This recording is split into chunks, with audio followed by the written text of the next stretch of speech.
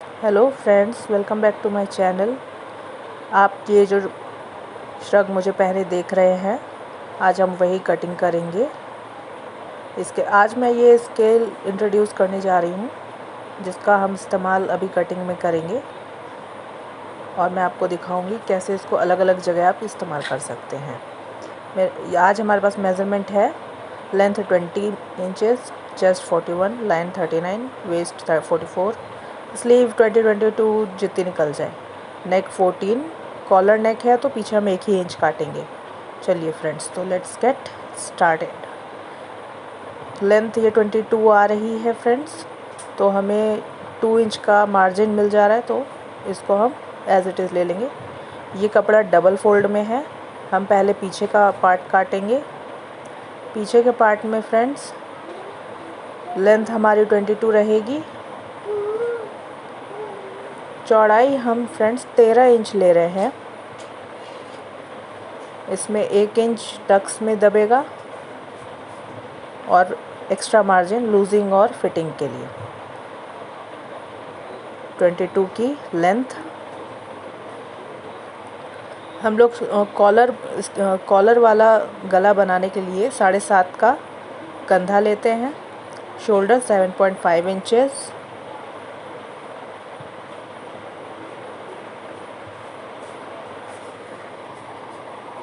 और फ्रेंड्स हम आज 7.5 ही मुड्ढा भी लेंगे, क्योंकि 1 इंच हमारा दबने वाला है। जब हम टक्स और वो प्रिंसेस का कट आगे काटेंगे देखेंगे आप, इसीलिए मुड्ढा भी 7.5 इंच।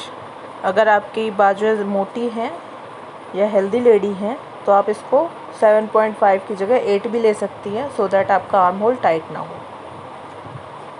अब देखिए फ्रेंड्स, यहाँ पे हम कर्व स्केल का इस्तेमाल करके मुड्ढे की गोलाई देंगे।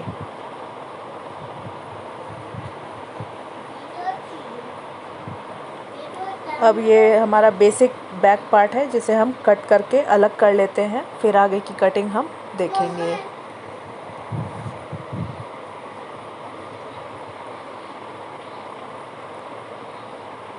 फ्रेंड्स, आप ध्यान रखें कि आपका कपड़ा ज़्यादा सॉफ्ट है तो आप अस्तर इस्तेमाल कर सकते हैं। मुझे ये कपड़ा ड्रेस के ऊपर पहनना है, इसलिए मैंने इसमें अस्तर नहीं डाला है, क्योंकि गर्म जगह पे रहती हूँ, ये बहुत ज़्यादा फिर गर्म करेगा।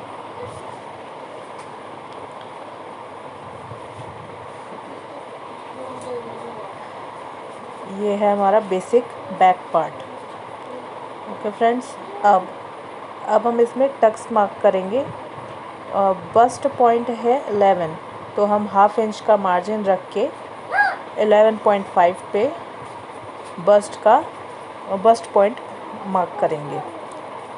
और फ्रेंड्स, सेंटर से 4.5 इंच, जो कि 41 के चेस्ट के हिसाब से 10th पार्ट होता है, उससे 2 पॉइंट एक्स्ट्रा। ये मार्क करने का तरीका है बस्ट पॉइंट। अब फ्रेंड्स, नीचे एज इट इज़ 4.5 पे स्ट्रेट लाइन खींच देंगे। अब शोल्डर पे, जहाँ पे हमने मुड्ढा काटा था, वहाँ से ऊपर से शोल्डर से मुड्ढे पे 4.5 का इंच का मार्क लगा के तिरछी लाइन खींचेंगे। अब इस तिरछी लाइन पे कर्व स्केल रख के एक हल्का सा सॉफ्ट कर्व बना लेंगे, सो दैट वो शार्प ना लगे। देखिए, यस, आप इसको डार्क कर लें। मेरी चॉक कुछ खास डार्क दिख नहीं रही, मैं इसको डबल कर देती हूँ। फ्रेंड्स, शायद अब आप अच्छे से देख पा रहे होंगे। ये मार्क किया है हमने, ये प्रिंसेस कट का मार्क है। अब इसको कट कर लेते हैं एज इट इज़।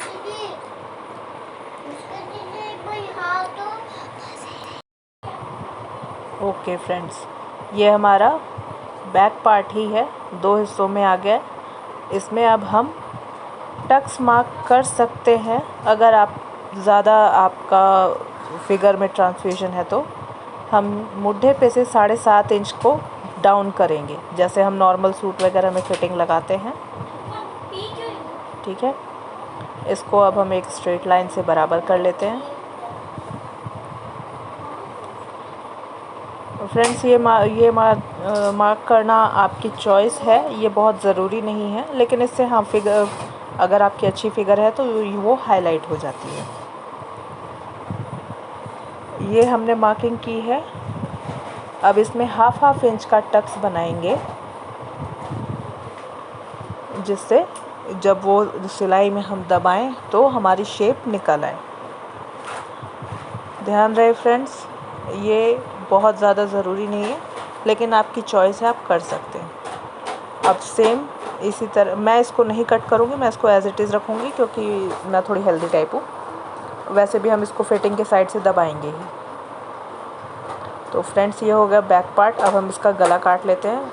जब भी हम कॉलर नेक काटते हैं तो 2.5 इंच का गला काटते हैं, उसकी चौड़ाई 2.5 इंच होती है, और 1 इंच का डीप काटते हैं। 1 इंच का डीप आप ज़रूर काटें फ्रेंड्स, क्योंकि अगर आप नहीं काटेंगे तो वो गला चुभने को हो जाएगा कंधे गर्दन में।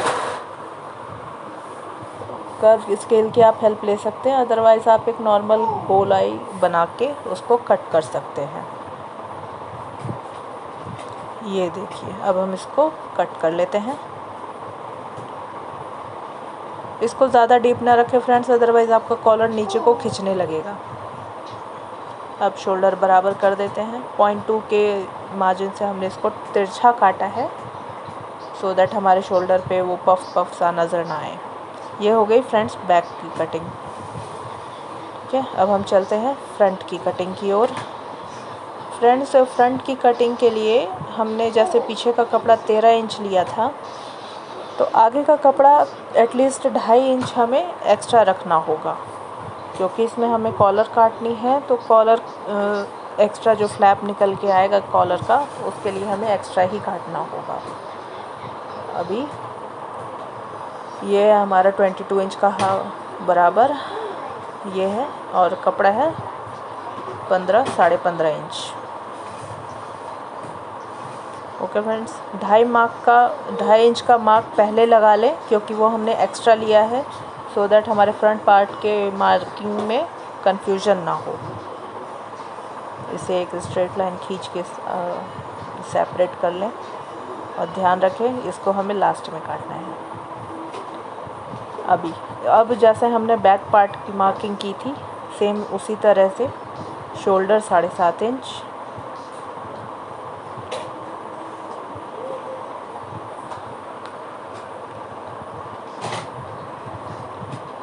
जैसे पीछे काटा था सेम उसी तरह से मुड्ढा या आर्म होल 7.5 इंच।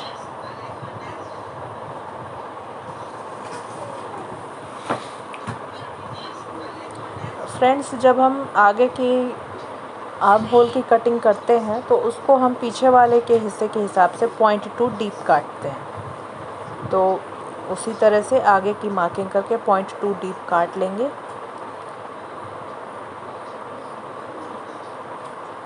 ध्यान रहे फ्रेंड्स, इसमें जैसे कि कॉलर कटने वाला है तो इसमें खुले और बंद साइड की कोई अहमियत नहीं है।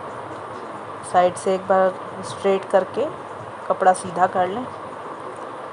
जैसे मेरा कपड़ा बहुत टेढ़ा मेढ़ा था, मेरे पास ये 1.5 मीटर कपड़ा ही था, लेकिन इससे जो मुझे रिक्वायर्ड जैकेट थी वो निकल आया।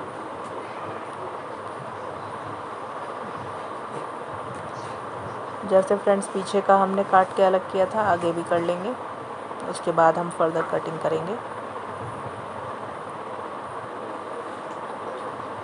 अब देखिए फ्रेंड्स, ये हमारा फ्रंट बेसिक पार्ट निकल आया है।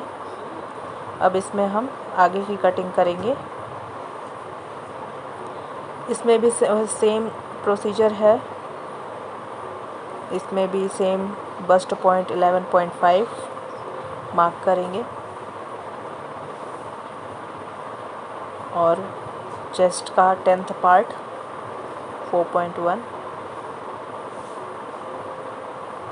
हालांकि ये हमारा फ्रंट पार्ट है, इसमें कॉलर के लिए एक्स्ट्रा स्पेस भी रहेगा, तो हम इसको 4 भी जस्ट कर सकते हैं। और इसी को ये फ्रेंड्स जो हमने 7.5 इंच मुड्ढे पे से लिया था, उसको आप अगर डायरेक्ट लें तो ये 15 इंच आता है, तो उसको 15 कर सकते हैं, या मुड्ढे पे से 7.5। यहाँ फ्रेंड्स हम लोग टक्स मार्क करेंगे। आगे वाले पोर्शन में आप टक्स ज़रूर दें, इससे आपकी फिटिंग और खुल के आएगी। 4.5 इंच डाउन आर्म होल के ऊपर। अब यहाँ पे हम प्रिंसेस मार्क करेंगे। ये हमारे सेंटर पॉइंट 11.5 जहाँ हमने बस्ट पॉइंट मार्क किया था, वहाँ पे इसको मिलाना है। कर्व स्केल से इसको हल्का सा सॉफ्ट कर दें। आपके पास नहीं है तो आप हल्का सा गोलाई देते हुए सीधी लाइन खींच लें।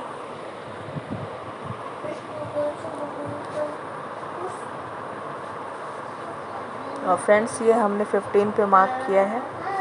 अब यहाँ हमें 1 इंच का टक्स डालना है, यानी 1/2 इंच दोनों साइड। फ्रेंड्स ये टक्स आप काटेंगे तो इससे आपका फिटिंग बहुत सुंदर निकल के आएगा।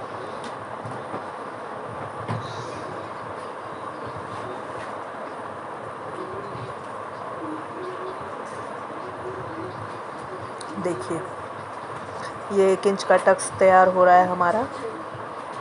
ये जब सिलाई में दबेगा तो ये ऑटोमेटिकली 1.25 2 इंच टाइप दब जाएगा।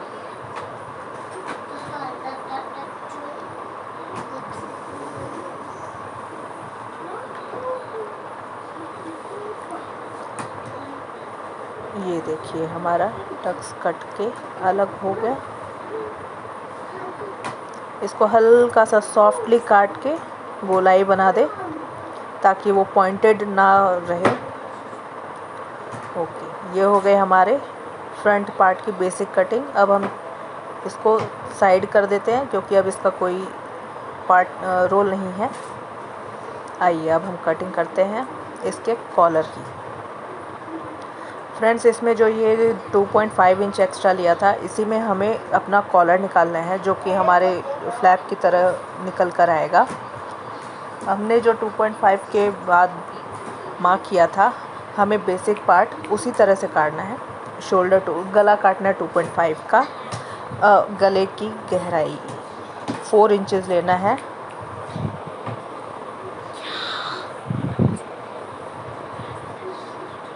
फ्रेंड्स ये नॉर्मल कॉलर नेक की मेज़रमेंट है, जैसे हम नॉर्मल कॉलर के लिए काटते हैं।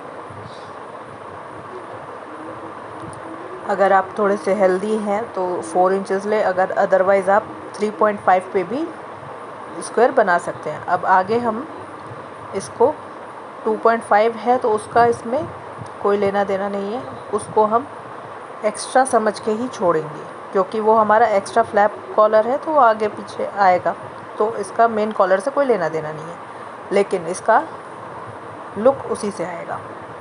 आइए फ्रेंड्स आगे वाला जो फ्लैप आएगा उसको हम थोड़ा सा बढ़ा के 5 कर सकते हैं, क्योंकि वो बहुत ज़्यादा ऊपर चढ़ा हुआ भी अच्छा नहीं लगेगा। तो इसको हमने 1 इंच डाउन किया है, लेकिन ये हमारे बेसिक कॉलर मेज़रमेंट से अलग है। इसको हम इससे अपने स्क्वायर से 1 इंच एक्स्ट्रा रखा है। अब इसके कॉलर की गोलाई दे देते हैं। गले की गोलाई के लिए भी हम फ्रेंच स्केल का इस्तेमाल कर रहे हैं। आप चाहें तो इसको थोड़ा सा वी करके स्ट्रेट भी काट सकते हैं। अब इससे हम कॉलर के फ्लैप को भी जोड़ देंगे। अब ये कॉर्नर पे फ्रेंड्स आप इसको एज इट इज़ छोड़ सकते हैं, तो ये पॉइंटेड कॉलर टाइप आएगा। इसको मैं थोड़ा सा कर्व स्केल की हेल्प से गोल करूँगी सो दैट ये सॉफ्ट कर्व आए और ये फ्लैप मेरा कैजुअल पे भी चल जाए। अब ये फ्रेंड्स मार्किंग ये मुझे चाहिए 14 इंच का, और हमें नीचे तक पूरा चाहिए,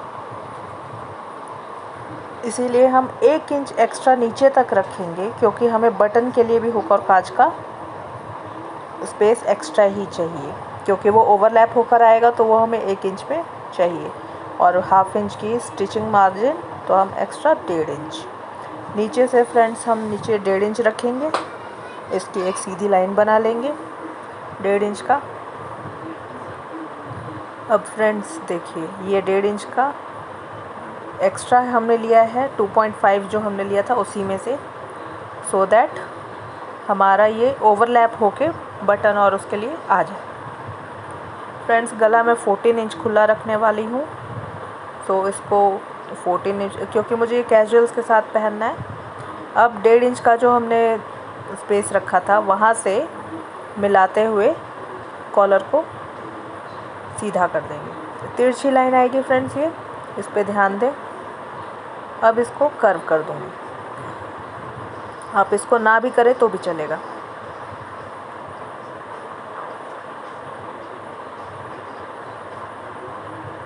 ये देखिए फ्रेंड्स, अब ये हो गया। अब हम इसकी कटिंग कर लेते हैं। हालांकि इसका कोई एक्स्ट्रा इफेक्ट नहीं आता, बट देखने में अच्छा लगता है। चलिए, इसको थोड़ा तिरछा ही काटें फ्रेंड्स, इसको सीधा ना करें, ताकि हमें पता हो कि यहाँ तक हमारा कॉलर आने वाला है।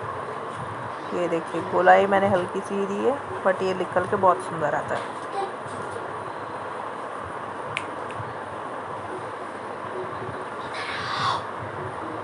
ये देखिए फ्रेंड्स, ये आया हमारा शोल्डर। इसको 0.2 नीचे डाउन करते हुए तिरछा काट लेंगे, जैसे हमने पीछे के पार्ट में काटा था। इससे हमारा कंधा खुला खुला सा नहीं रहता। अब फ्रेंड्स ये हो गई फ्रंट पार्ट की कटिंग। अब हमें इसके लिए 4 पीसेस चाहिए। हमें जो कॉलर के अंदर वाला पार्ट है, ये देखिए, जब ये खुल कर आएगा तो हमें अंदर भी सेम चाहिए। हालांकि जब मैंने अस्तर डाला होता तो वो दिखता, तो हमें फिर भी उसको ढकने के लिए डबल चाहिए होता। तो ये फ्रंट पोर्शन हमें 4 पीसेस में चाहिए। तो चलिए इसको 4 पीसेस में कट करते हैं।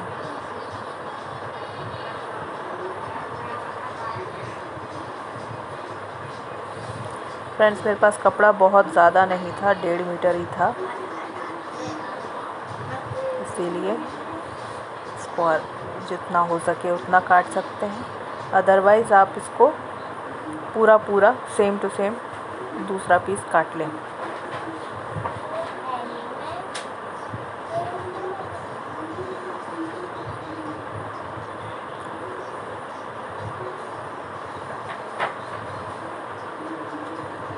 फ्रेंड्स ये कपड़ा आपका कम से कम आपका कॉलर और नेक कवर करने लायक होना चाहिए, ताकि जब अंदर से वो कॉलर पलट के बाहर आए तो वो अस्तर का कपड़ा ना दिखे, हमें वही मेन फैब्रिक दिखे जिसका हम बना रहे हैं। इसका सेम काटने से बहुत अच्छा और हैवी लुक आता है, इसीलिए मैं आपको सजेस्ट करूँगी आप इसका 4 पीस काट लें। ये देखिए फ्रेंड्स, अब ये हमारा 4 पीस कट के रेडी है। जैसे हम नॉर्मल अस्तर को कभी कभी मेन फैब्रिक के साथ सिल के पलटते हैं, वही प्रोसेस इससे करेंगे। तब ये देखिए हमारा कॉलर आराम से 2.5 इंच का काटा था, 2 इंच का रेडी होगा। चलिए फ्रेंड्स, अब हम इसको आगे बढ़ाते हैं। ये हमारा मेन फ्रंट पार्ट है, इसमें हमने टक्स कट किया है। ये अब चलते हैं स्लीव की तरफ। स्लीव्स के लिए कपड़ा कम बचा फ्रेंड्स, तो ये 15 इंच का है। 13.5 स्लीव रेडी होगी हमारी।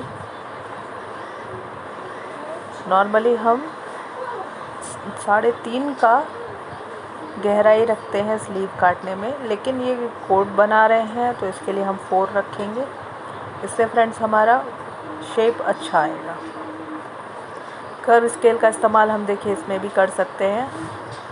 आपका जो लेंथ विड्थ है खुले वाले साइड कपड़े का, वहाँ से आप 1 से 1.25 इंच का छोड़कर आप कर्व का निशान लगा दें। और ये इसमें आपको एक्स्ट्रा कुछ भी करने की मेहनत ज़रूरत नहीं है, ये सारा मेज़रमेंट के साथ आपका स्लीव का मार्किंग आ जाता है। नीचे से आप इसको स्ट्रेट करें और कट कर लें। फ्रेंड्स, कई बार क्या होता है, हमारे स्लीव की विड्थ थोड़ी कम पड़ती है या एकदम बराबर होती है, तो पहले इसको बराबर कर लेते हैं। ये एक्स्ट्रा हर जगह से काट लें, इससे हमें स्लीव के ओरिजिनल साइज़ का अंदाज़ा मिल जाएगा।